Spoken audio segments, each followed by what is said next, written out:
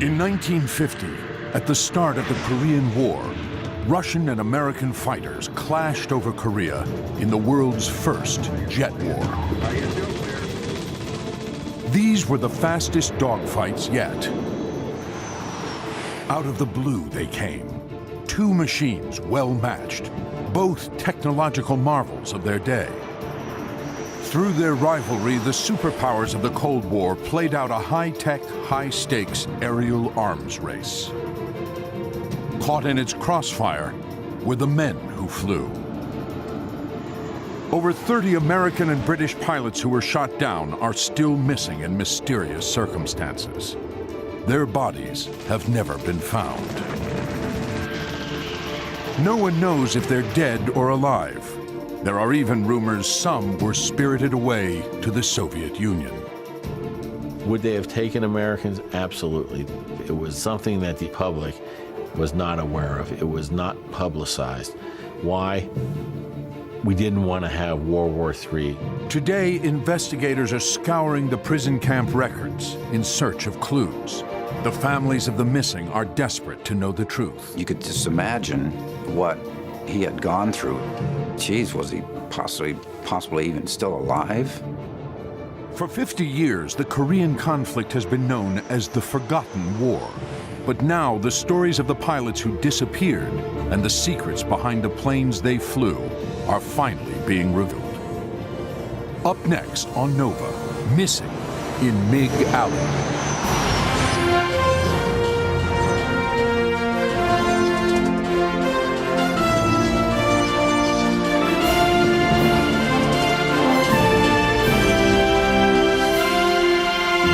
Major funding for NOVA is provided by the following.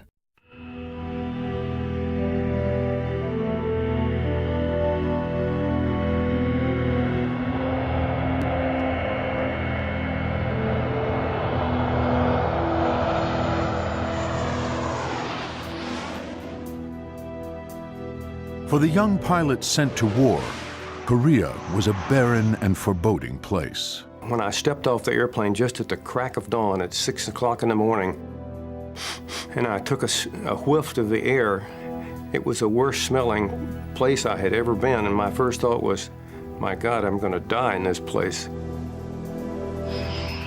It was cold, and it was wintertime, and typical Korean with mud and gray and ugly looking. There was war going on, and it sounded like that's where a fighter pilot would like to be, to see what that jet-propelled war was like. 5, 4, 3, 2, 1, hack. 11, 10. These pilots were about to take part in a new kind of air war. They would fight at over 600 miles per hour, but had little idea of the risks they faced if they were shot down. The war started in the summer of 1950, when communist forces from the north invaded the south. The United States led a UN ground force to repel the invasion and push the communists back into North Korea. But then, in the autumn, hundreds of thousands of Chinese reinforcements came streaming over the border into Korea to support their comrades in arms.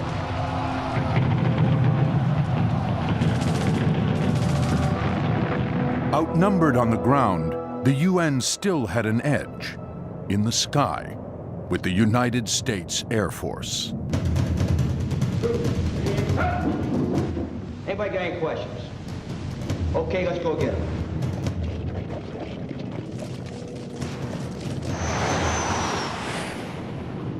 They went into action without delay, striking at military targets, with special attention to the enemy's lines of communication and supply.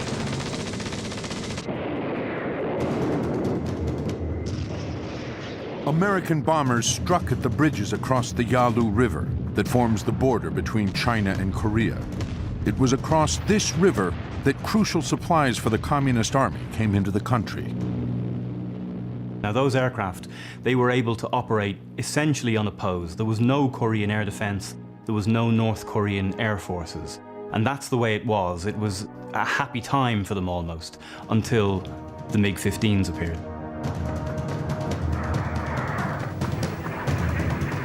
When this sleek silver jet came swooping into Korea, it was the fastest plane in the sky. The Russian-built fighter took everyone by surprise. The United States scrambled to respond. 1 week after the MiG's first appearance, the Air Force Chief of Staff ordered 2 wings of F-86 Sabres to be shipped by aircraft carrier from the U.S. to Korea. It had entered the service only a year and a half before. Now, the Sabre was America's sole hope of taking on the formidable MiG. The MiG-15s were fast, they were very heavily armed, they'd climb quickly, they could slice through the American formations and be gone again, almost before the pilots knew what had happened. The first men who piloted MiGs in Korea were actually Russians, flying in secret. If word of their involvement got out, the Soviets feared it might provoke their Cold War enemies. So pilots were prohibited from flying across territory the communists didn't control.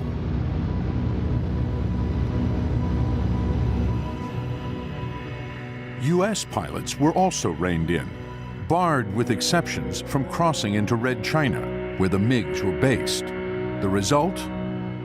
The 2 jets met along the Chinese border, south of the Yalu River, in a notorious patch of sky known as MiG Alley. Here, at close to the speed of sound, a new episode of Cold War confrontation erupted. The Russian motivation was quite straightforward. They wanted to test their aircraft, and the best testing ground there is war. They had a new aircraft. They needed to know how they were going to perform against their former American allies, who they knew now would be their future opponents. In fact, the MiG and Sabre were so well matched, pilots found it hard to tell them apart. One reason lay in Nazi Germany. At the end of the Second World War, the Soviet Union and America both studied Nazi breakthroughs in aeronautics. The Messerschmitt 262 was the world's first operational fighter jet. It had a heavy engine. So to keep the design in balance, its wings were angled back slightly. Taken farther, that swept wing design would one day hold the key to supersonic flight. The first aircraft to have a swept wing, even though it was a very modest swept wing, was the German Messerschmitt 262 of 1944. The swept wing enabled you to fly an aircraft much faster. It completely changed their thinking about aircraft design. It revolutionized their ideas of aircraft design. Straight wings work well on propeller-driven planes, which operate at relatively low speeds. At high speeds, though, straight wings create aerodynamic problems. Shock waves form, causing drag. But if you use a swept wing and a swept tail, all of a sudden you have a much more sleeker, much more efficient aerodynamic design that lets you move at much higher speeds. The United States and the Soviets were both inspired by the German wing design, but the Soviets looked elsewhere for the MiG's remarkable engine. The MiG was a good, well-armed aircraft, but what made it great was its engine. And the reason it was great is because it was a great British engine. And the reason that there was a British engine there is because Britain gave it to them. In 1946, the British government, as a gesture of friendship to a wartime ally, gave permission to Rolls-Royce to send a batch of Nien engines to the Soviet Union. Now, the Nien was the most powerful jet engine of its day. Rolls-Royce were the undisputed leaders in jet engine technology at the time. But the sad irony of this is that just a few years later, when the Korean War broke out, Allied pilots, British pilots, found themselves being shot at by an aircraft powered by a British engine. A jet engine fires up by igniting fuel combined with air under tremendous pressure. But there are different ways to compress air. The MiG's British Nien engine does it with centrifugal force, propelling the air outward to pressurize it. But there's another approach. The more efficient axial flow engine packs air in, straight on. This design was developed by the Nazis and adapted by the Americans. It would one day usher in the modern jet age. But the Saber's engine had more weight to pull. The F-86 was loaded up with extra features and added fuel to increase its range. As a result, the MiG, rugged and simple, could outclimb it. It had a much lighter construction, and when you coupled that lightweight construction with the power of its engine, this meant that the MiG could climb more rapidly, accelerate more rapidly, and operate to a higher altitude. And fighter pilots always like to operate above their opponents, so this advantage was a very strong one in favor of the MiG. And yet, the Sabre had one crucial edge over its rival. Its pilots were better trained. Many were heroes from the Second World War. Our job is to patrol MiG Alley and keep the MiGs off the backs of the fighter bombers when they're up there dropping their bombs on targets in that area. Some went on to be astronauts, including Lieutenant Buzz Aldrin, who became the second man to walk on the moon many years after flying 66 missions in Korea. I do, however, remember my 37th mission rather vividly. That was the mission I got my first MiG destroyed. In contrast, the North Korean Air Force had never flown jets before. The Russians began training them and the Chinese in the early months of the war. One of the first North Koreans to fly a MiG was Ken Rowe, formerly Lieutenant No Kum Sok. We were not adequately trained. After we learned how to take off and landing, they didn't teach us how to fly fast. They needed a jet pilot in a hurry. And then they taught us how to fly a formation flight. I was excited by flying the MiG and going up to the 50,000 feet. But whenever I get chased by the American plane, then that was not much fun. What it all boils down to is pilot on pilot. And whoever comes into the dogfight with more experience and better training, he's the one that's going to dominate. And if you look at the training that both sides had, the Sabre pilots had more hours and had more latitude during their training phase to learn all the intricacies of a swirling dogfight. But training in the cockpit could prove to be a liability. If a pilot were captured, he'd have more information to give his interrogators. To this day, there are those who went down over Korea who are still unaccounted for.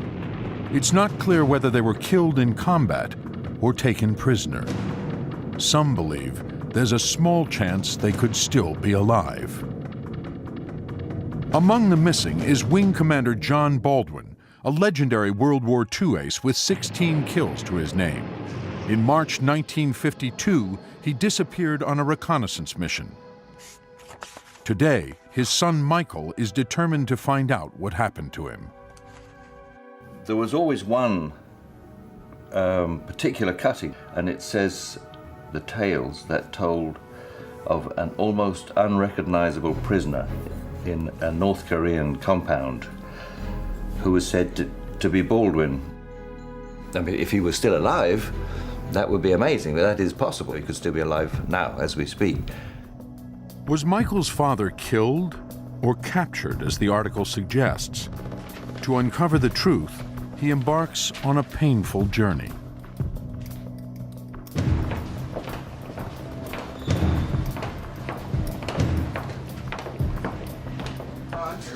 Dan Blasser is a senior analyst with the United States Government Department of Defense. He has spent 13 years on the trail of these missing British and American men. My job is like doing a million-piece jigsaw puzzle where I have no picture to go from. And I have to find the pieces to the jigsaw puzzle which are scattered around the world. There were 31 F-86 pilots whose circumstances of loss led us to believe they may have survived the shoot down of their plane. Danny Cope's father, Troy, is one of the 31 American Sabre pilots missing in action. Danny has always wanted to know his fate. I remember seeing in a telegram from the military to my Uncle Laurel that my dad was missing in action, and it was pretty cryptic. I mean, just a few lines on a telegram. My older brother, Johnny, was 4, and I was 2, and my younger brother, Mike, was just 8 months, 9 months old. So we spent much of our childhood not knowing much about my dad. On September the 16th, 1952, Captain Troy Cope's Sabre was attacked by MiGs, and he disappeared. It is with deep regret that I officially inform you that your husband, Captain Troy G. Cope, has been missing since 16 September 1952 as a result of participating in Korean operations. Danny's father was shot down in one of the most dangerous parts of MiG Alley, just across the border in China. And it was from China that Dan's Blasser got his first lead in the hunt for Captain Troy Cope. In the mid-1990s, an American businessman traveled to Andong, China, and he went to the museum there. He came across 3 sets of American dog tags that were on display there. One of them was for Troy Cope. Somebody went down to verify this, and lo and behold, they were Captain Cope's dog tags. When I heard about the dog tags being discovered, then of course I immediately, because of his name being on the POW list, and then was that because then he was captured and was really a POW, or was it because these were taken from a crash site?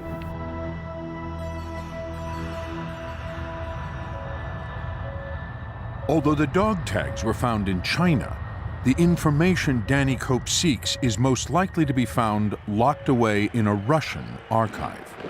Unless the archives are opened, the mystery of what became of Troy Cope and his fellow MIAs may never be known. For 40 years, Russia's role in Korea remained a secret. Now, one of the Soviets' top aces, Sergei Kramarenko, can finally talk about his exploits in MiG Alley. It was a secret mission. Neither before nor after the war were we allowed to reveal that we were going to fly for the North Koreans against the Americans. It was top secret.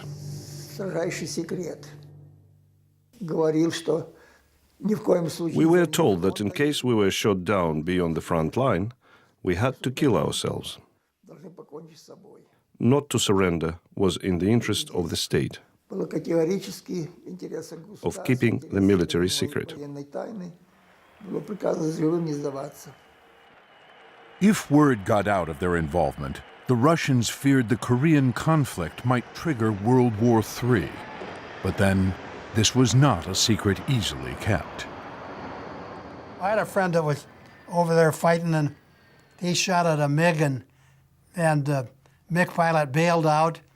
And when he was down, he was floating in his parachute, and my friend went by him in his airplane. And the guy was coming down with a red beard, shook his fist at my guys who went by. So it was obviously that he was Caucasian. So I got permission to go to one of our heavy radar sites. There was a transmission coming that was being relayed to us from people that spoke Russian and could hear the Russian transmissions from north in Manchuria. So we were obviously involved with Russian combat pilots. And yet, while the pilots knew who they were up against, the American public did not. Both sides, Western and Communist, kept the secret. Colonel Orlov was a Soviet intelligence officer in North Korea. It was kept from the American public in case they demanded action against the Soviet Union. By this time, Russia had the atomic bomb, and neither Washington nor Moscow wanted to risk full-scale nuclear war. Whenever veteran Soviet and American pilots squared off, the playing field was leveled. Each took advantage of the two planes' strengths and weaknesses. It's like two professional athletes looking for the edge. So when you have two very similar aircraft, what the pilot needs to do is take advantage of whatever small advantage you might have. The MiG had more powerful weaponry. Because of its lighter load, it could climb faster and higher. But the Sabre had more fuel capacity, could fly with greater control, and most important, was more user-friendly for the pilot. The F-86 pilot sat in a heated, relatively comfortable, relatively spacious cockpit under a beautiful bubble canopy that gave him superb visibility in all directions. The MiG-15 pilot sat in a much more constrained, cramped, cold environment, much more uncomfortable. At stake was more than just a comfortable ride. At close to the speed of sound, the body gets slammed. At each burst of thrust, in a turn or when accelerating, a pilot must fight against the force of gravity, or G's. His bloodstream can literally get cinched off, putting him at risk of blacking out. You're under G's, so the body weighs 600, 700, 800 pounds. The blood is draining from your eyes. You're getting tunnel vision. You're having to deal with an oxygen mask and all the accoutrements that are wrapped around your body, and people are shooting at you. The remedy? A stroke of American ingenuity. And the G-suit is connected by this hose to a fitting in the cockpit, and compressed air is blown through this tube into the suit. What happens is the bladders inflate and squeeze tight against those body parts, restricting the flow of blood to the lower extremities. That allows extra blood to reach the brain and the eyes, so that a pilot wearing a G-suit can pull approximately 1 additional G for a long period of time over a pilot who does not have a G-suit. This is a tremendous advantage in a swirling, turning dogfight between the MiG-15 and the Sabre jet. Add to that another advantage: tactics. The tactical formation of Sabres was based around the leader and the wingman. Basically, the leader and the wingman operating off his wing as an extra pair of eyes to look out and protect the leader while the leader engages in combat against the foe. If we put another element with that, now we have the finger four. We have a group of four. What this meant was that we had a very fluid formation here that, if bounced, could break into two elements of two, and you would still not break that inviolate bond between the leader and the wingman as they prosecute air combat against the foe. American pilots had to make their own decisions in combat, but the Soviets were directed from bases on the ground, known as ground control intercepts. Ground control interception officers would position the MiGs so that they would fly across the Yalu at very high altitude and high speed, just at the point where Sabre pilots, having made a routine patrol, were getting very low on fuel. The MiGs would dive down on the Sabres from high altitude, make a single pass through their formation, and then blast back toward the Yalu to try to get into North Korea again before the Sabres could follow after them. If there were no MiGs flying, we'd patrol up and down the Yalu River, and then, as we called bingo, meaning minimum fuel to get back home, we'd turn to leave, and the MiGs sometimes would come up and then try to engage us when we were leaving. Low on fuel, the Sabres were easy targets. The only way to escape was to dive at close to the speed of sound. I'll never forget, my flight leader was physically shooting at a MiG when another MiG came in on me, and that was the first time I'd been shot at. He had about 12 foot of flames coming out of that 37 millimeter cannon, and I saw the red balls going by. The rule that we were taught was you don't dogfight with them. When they have the advantage, you just go ahead and dive and lose them. For a MiG pilot to follow was a risky proposition. In a high-speed plunge, his jet became unstable. But why could the Sabre maintain control at speeds MiGs couldn't handle? The Soviets were determined to find the answer. by capturing and interrogating Sabre pilots. I didn't worry about death as much as I did getting captured. The fear of being shot down was bad enough, but ending your days in a Russian gulag seemed even worse.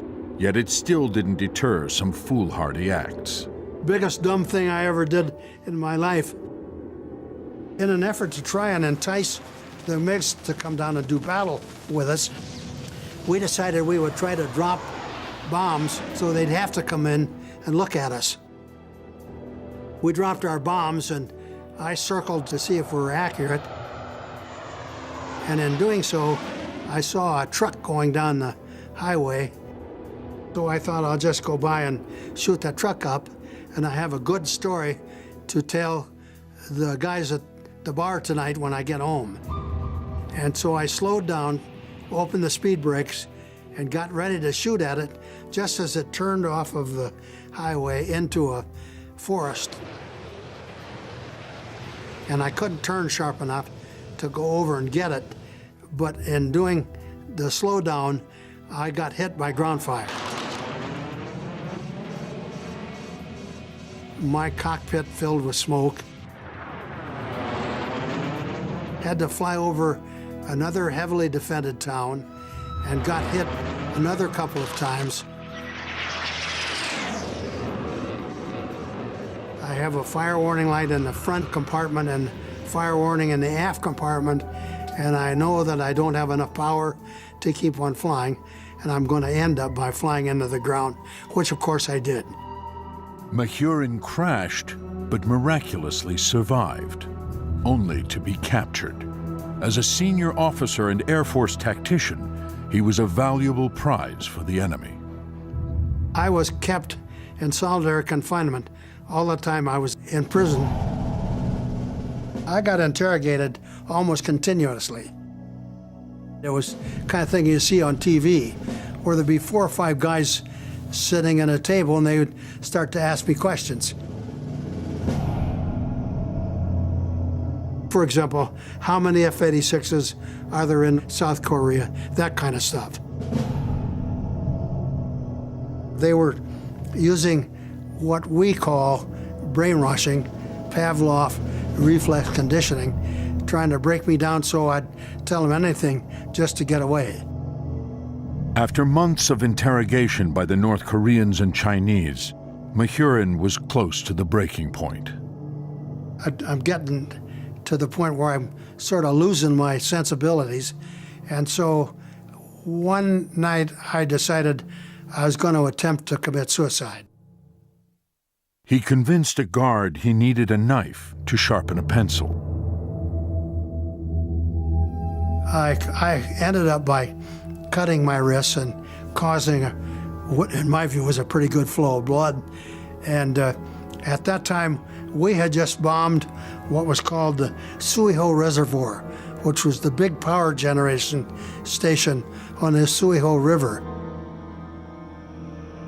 The lights in my cell went off.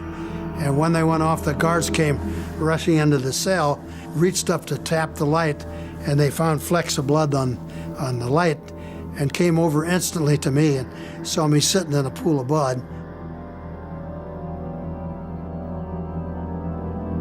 And immediately got medical assistance to keep that from going any farther.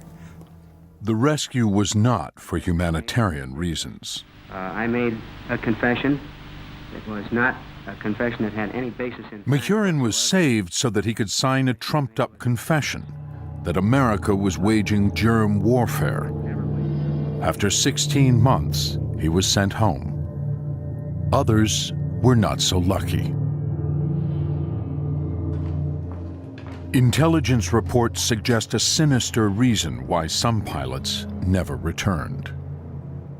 There was an air attaché in Hong Kong by the name of Delk Simpson who sent a report out saying that there were trainloads of American prisoners of war being transshipped through China to the former Soviet Union. Was it possible some Sabre pilots were taken to the Soviet Union?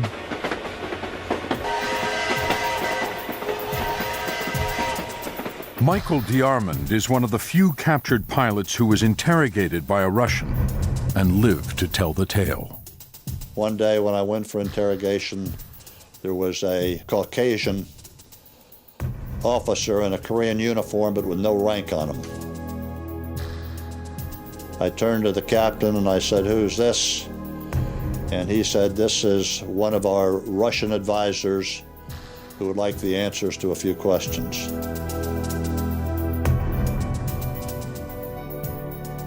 I became more and more concerned about the purpose of this Russian running my interrogation, because one of my frankly deepest fears was to wind up in a gulag someplace. So I tried to be the dumbest F-86 pilot he had ever interrogated. Apparently it was effective. It became more and more exasperated until one day he said something to the Korean major, again the slapping and pounding about the head and shoulders. He folded up his stuff and disappeared, and I never saw him again.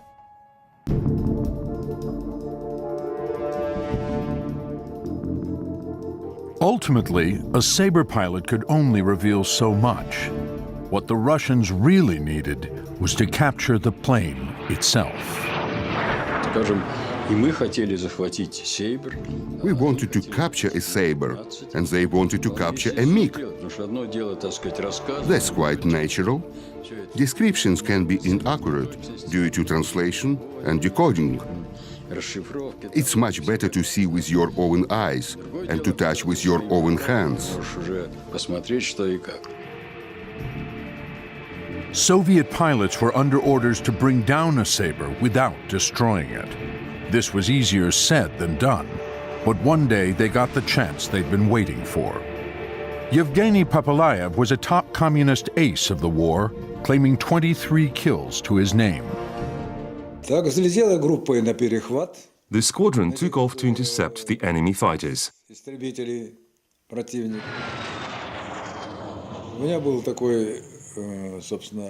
I decided to use my tried and tested maneuver. I made it look like I was drifting to the left, then immediately moved right.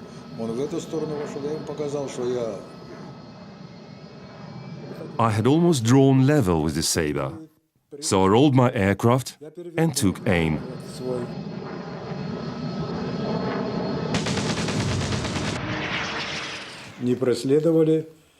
I didn't bother to follow him once he went down.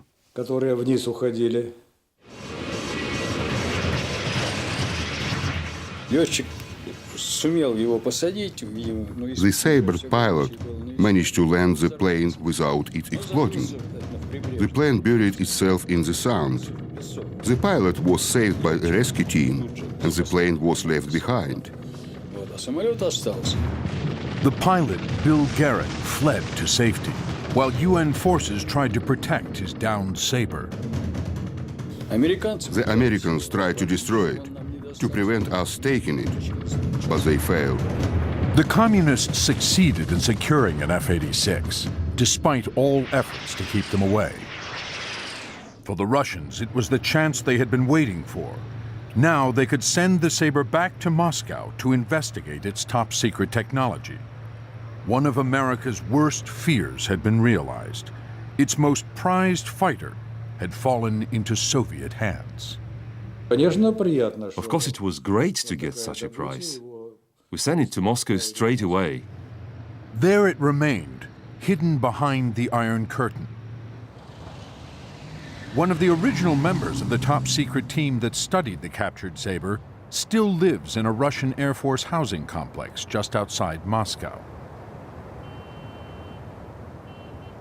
Vadim Machkovich's job was to evaluate and adapt Western technology for use on Soviet aircraft. He was able to learn a lot from the captured Sabre. All the equipment was stripped off the aircraft, including the electronic gun sight. It was sent to our institute in Chkalovsk. I was given the task of studying the Sabre's electronic gun sight, its design, how it worked, its performance. I wrote a report explaining its exceptional qualities compared with the equipment on Soviet aircraft.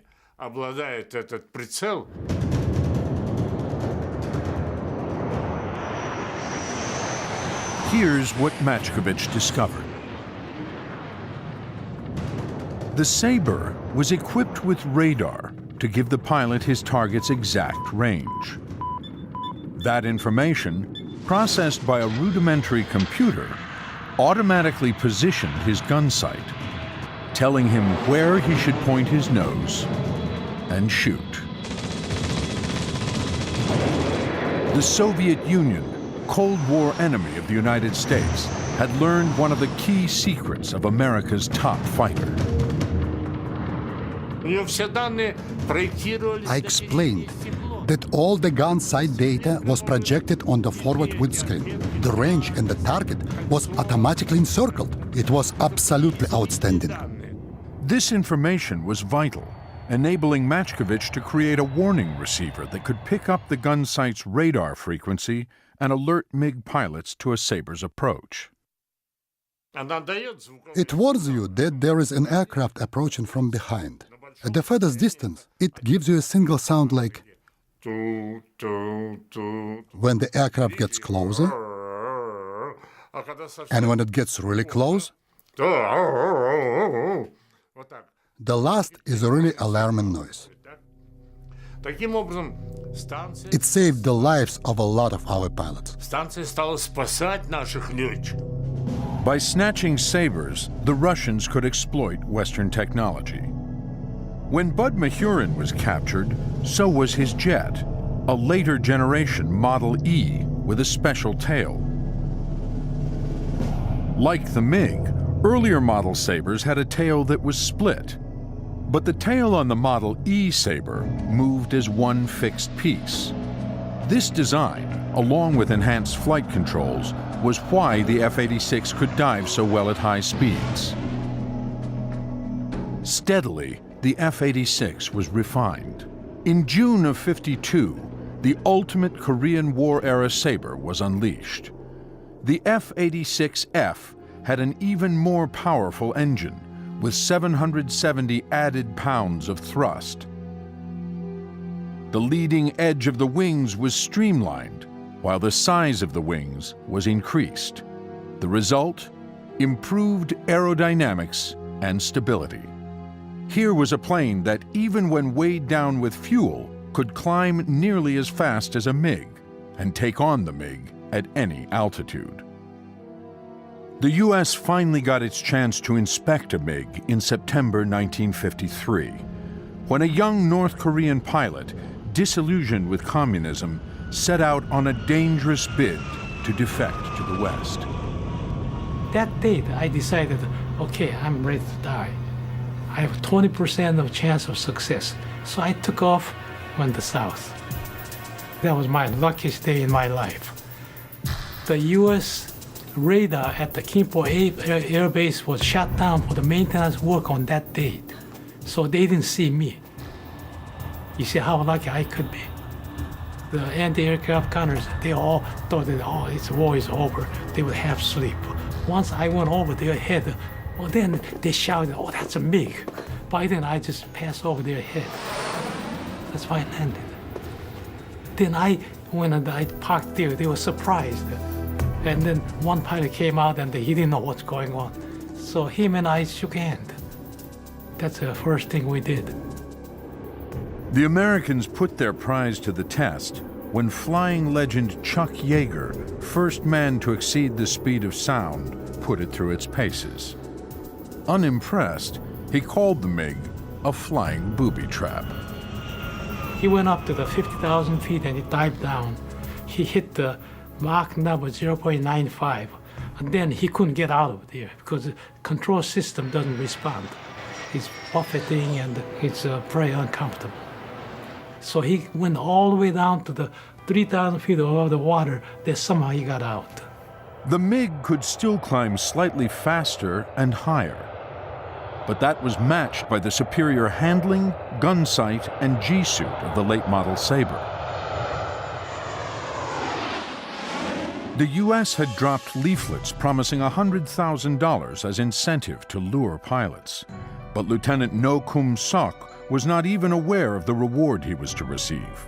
He went on to become an American citizen and an aeronautical engineer, he changed his name to Ken Rowe. And what became of his Western counterparts, those American and British pilots who ended up in enemy hands? In July 1953, a ceasefire was declared. 15 Sabre pilots were repatriated, Michael DeArmond and Bud Mahurin among them. More than twice that many failed to return home. Some may have been killed in action, but Michael DeArmond believes others remained behind, imprisoned by the Soviets. On hindsight, I think I'm probably alive today because of the ignorance I portrayed to this Russian interrogator. I had at least 3 close friends who I think disappeared in the Gulag. If men were taken by the Russians, what became of them? During the Cold War, there was no way to find out. Then, in 1992, in a bid to gain congressional approval for an aid package, Russian President Boris Yeltsin made a startling concession. Even if one American has been detained in my country and can still be found, I will find him. I will get him back to his family. For the first time, a Russian leader promised that any captured Americans would be sent home. Yeltsin's speech gave renewed hope to the relatives of missing pilots. It's the same markings as from Korea. Among them is Ann Backinson, whose father flew an F-86E. I'm just amazed. I mean, the markings on the plane are the same, the Exactly. yellow and black, and how many times have I looked at pictures of that and thought about my dad? Backinson's father, Lieutenant Robert Neiman, was shot down 3 months before the end of the Korean War. She never believed that he died in combat. I naturally assumed that he had been taken to the Soviet Union and had lived out his time there. Our government is more cautious about making any type of conclusion, and so I want to believe that he was captured and was alive because that gives me hope that he might still be alive. With the collapse of communism, it was hoped that new information on the missing pilots might emerge from the former Soviet Union.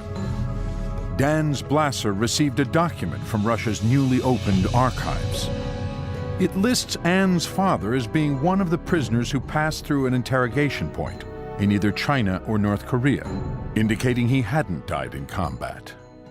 Well, the Russians went and dug further and came up with another document for us. And the title of the document was an inventory of documents taken from an F-86 pilot, Robert Neiman, who was shot down and the pilot perished. It seemed contradictory. Had Neiman been killed, or did he survive to become a prisoner? For many families, such confusing accounts are dashing any hope of finally getting answers. It's really difficult to try to be realistic and reasonable about this when you don't have the information. Every time you think something happened, it means you have to adjust your thinking to that, and then information will come along that says something else. I mean, what if his plane went down and burst into flames and he was burned beyond recognition, and someday I see a photograph of him as just a few pieces of singed flesh and some equipment on the ground? Well, that would be hard to deal with too, but any outcome would be hard to deal with. So I guess I've tried not to make a definite conclusion, but you always hope. To date, there is no documented proof that missing pilots were actually taken to Russia. The only evidence is anecdotal. For those seeking closure, the search for hard facts has become a vigil. Danny Cope's father, Troy, disappeared during a dogfight on the 16th of September, 1952. Search and rescue teams could find no trace of a crash site. His family had no idea what had happened to him.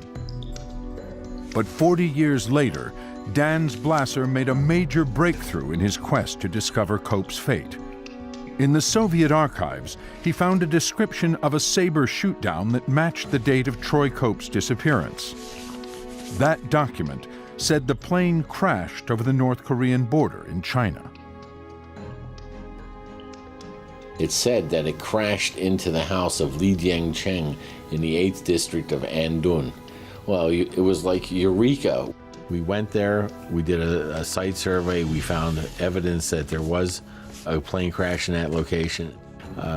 They discovered high concentrations of hydrocarbons, which indicated jet fuel, and some pieces of aircraft wreckage. At the crash site, they had found a number of things that belonged to my father. They found a sole of a shoe that actually compared it to the American issue of boot at that time, and it matched the size of my dad's shoe. They'd found a watch band and a watch back, and then the picture of Rosie, of which you can see the watch, and it's that watch. A pocket knife that was totally rusted. There was pieces of the map that he'd used of Korea, and then pieces of a magazine that he was reading at the time. This was probably the site where Cope's dog tags had been discovered, by civilians or perhaps the Chinese authorities. The American recovery team also unearthed human remains, which were taken to a government lab for DNA analysis. This confirmed beyond doubt that Troy Cope had been found. We actually went into the lab to where my dad's stuff was laid out. Small pile of fragments of bones. Being with the remains and being able to touch them, and that was just beyond words. Can't describe it. So. Troy Cope's story was finally resolved, but the case of Wing Commander John Baldwin is still open. Michael Baldwin has heard of Dans Blasser's successes. Now he's holding out hope that Dans may have come across some reference in the Russian archives to his missing father as well. Back in 1994, we did an interview of a retired Soviet officer who was in the intelligence branch at the 64th Fighter Aviation Corps. And in this interview, he gave a lot of information that checked out. It was factual. He gave this little statement here about 3 Canadian aircraft being shot down in Korea. But he says here that he recalled one of the pilots was a Colonel Baldwin or Baldwin, and he died in the crash. And that's what led to this document being put into the file for your father. The report is disturbing. If Michael's father did die in this crash, the site lies deep in North Korea, where the U.S. has suspended recovery operations because of concerns for the safety of investigators. Michael's hopes that his father survived are slowly fading. The most painful thing, I would suppose, that he died in really painful circumstances. Whether that was a crash, you sort of half expect that may be the truth. And it will be shocking if it does come, but you still want to know the truth. You'd much rather know the truth than some fairy story.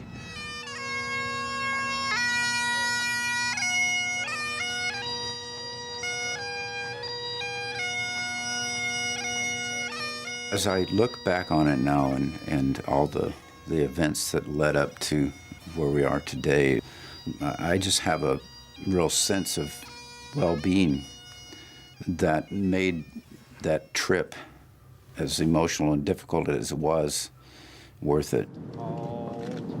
53 years after he crashed near the North Korean border, Danny's father, Captain Troy Cope, was buried with full military honors in Dallas-Fort Worth National Cemetery in Texas.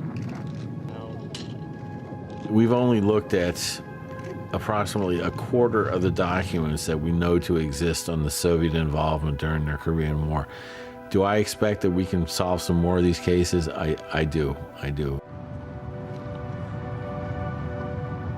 I hope that other families get to have the end experience that I do, that they don't go through their entire lives never knowing, because because I think that's the most difficult part, is not knowing.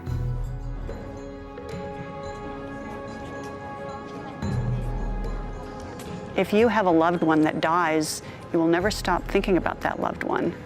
And for my dad, it's a loved one that I never knew, so besides the fact that he's gone and I still think about him, I still wonder what he's like.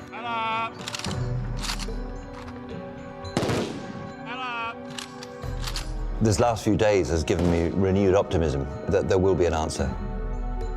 It may be a very simple one, that he died in the crash. It may be that he was a prisoner of war. The possibilities are still endless, but I'm absolutely sure that there will be a conclusion to this somehow or other. It may take 4, 5, 10 years, but I won't be happy until I find it.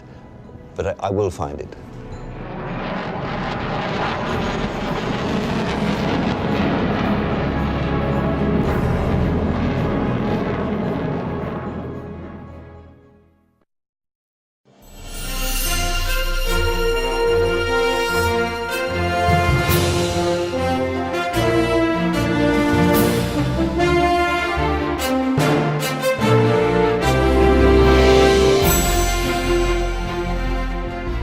To order this show or any other NOVA program for $19.95 plus shipping and handling, call WGBH Boston Video at 1-800-255-9424. NOVA is a production of WGBH Boston.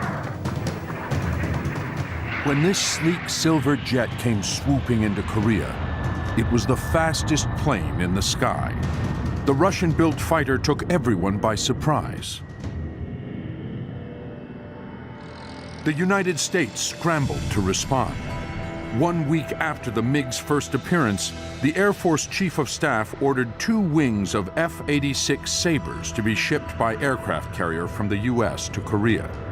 It had entered the service only a year and a half before. Now, the Sabre was America's sole hope of taking on the formidable MiG. The MiG-15s were fast, they were very heavily armed, they'd climb quickly, they could slice through the American formations and be gone again, almost before the pilots knew what had happened. The first men who piloted MiGs in Korea were actually Russians, flying in secret. If word of their involvement got out, the Soviets feared it might provoke their Cold War enemies. So pilots were prohibited from flying across territory the communists didn't control. Clues. The families of the missing are desperate to know the truth. You could just imagine what he had gone through.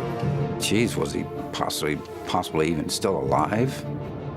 For 50 years, the Korean conflict has been known as the Forgotten War. But now the stories of the pilots who disappeared and the secrets behind the planes they flew are finally being revealed. Up next on NOVA, Missing in MiG Alley.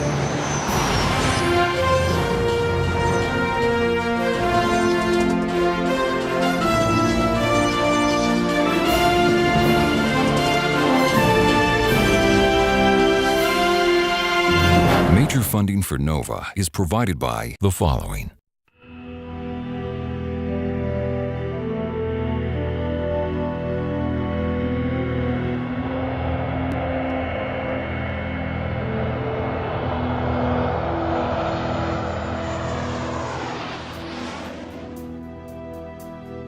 For the young pilots sent to war, Korea was a barren and foreboding place. When I stepped off the airplane just at the crack of dawn at 6 o'clock in the morning, and I took a whiff of the air, it was the worst smelling place I had ever been, and my first thought was, my God, I'm going to die in this place. It was cold, and it was wintertime, and typical Korean with mud and gray and ugly looking. There was war going on, and it sounded like that's where a fighter pilot would like to be, to see what that jet-propelled war was like. 5, 4, 3, 2, 1, hack. 11:10. These pilots were about to take part in a new kind of air war. They would fight at over 600 miles per hour, but had little idea of the risks they faced if they were shot down. The war started in the summer of 1950, when communist forces from the north invaded the south. The United States led a UN ground force to repel the invasion and push the communists back into North Korea. But then, in the autumn, hundreds of thousands of Chinese reinforcements came streaming over the border into Korea to support their comrades in arms.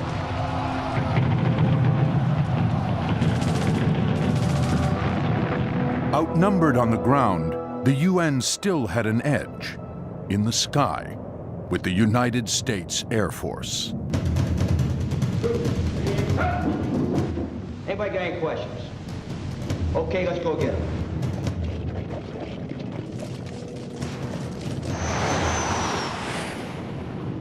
They went into action without delay, striking at military targets, with special attention to the enemy's lines of communication and supply.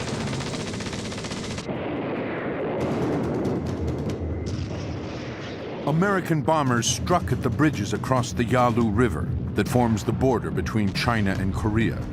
It was across this river that crucial supplies for the Communist Army came into the country. Now those aircraft, they were able to operate essentially unopposed. There was no Korean air defense, there was no North Korean air forces.